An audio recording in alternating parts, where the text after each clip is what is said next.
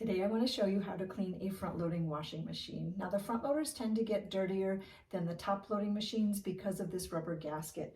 Water will collect in this gasket, and if you don't clean it out after every wash, the water sits there, it gets moldy, bacteria starts to grow, and you'll notice this because your clothes don't smell fresh and clean anymore after you wash them. The more often you wash clothes, the more often you're going to have to clean your washing machine, but every 2 months or so should be just fine.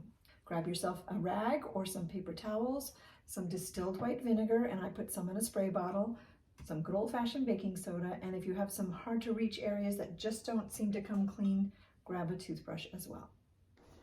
First up, add the baking soda to the drum of the washing machine, and I add some of the distilled vinegar as well. Grab your rag or paper towel and scrub down the entire interior of that drum.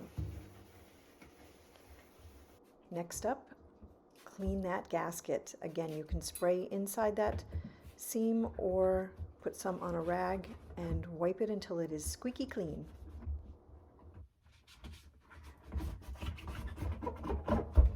And don't forget the door. Wipe that down with some vinegar as well. And lastly, you can pull out the detergent dispenser drawer. There's usually a button you push down and that pops right out, and wipe that down and the interior with some vinegar as well.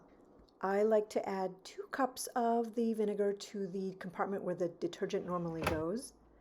Close everything up.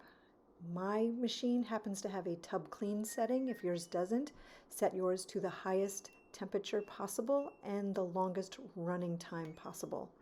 Start that baby up and away we go.